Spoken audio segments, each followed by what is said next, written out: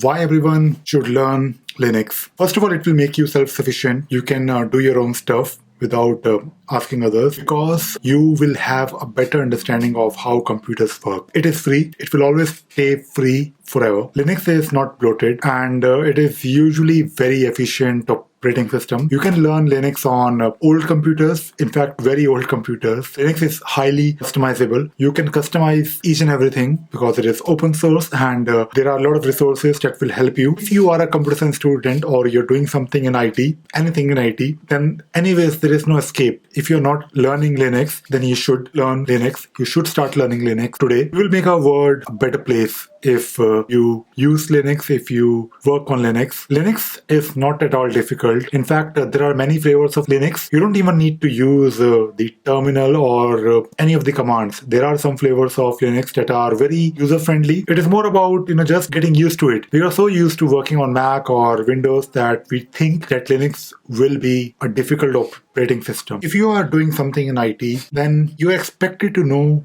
some Linux to do your work or to basically find your own way. And even your kids need to learn Linux. And the last reason is one of the most important. It looks really cool. Now, how to get started? Well, there are different ways to get started. You can find an old laptop and you can install Linux on it. You can buy Raspberry Pi. Raspberry Pi is amazing. If you're on Mac, then you already have Linux. You can simply use the terminal because Mac is based on Linux. If you're on Windows 10, then you can enable Windows subsystem for Linux. So you can search online how to enable Windows subsystem for Linux. Yes, it is possible. The last thing that you can do is you can use the AWS free tier. They will give you a free Linux machine for free for 1 year. So I hope you enjoyed watching today's video. See you tomorrow. Bye.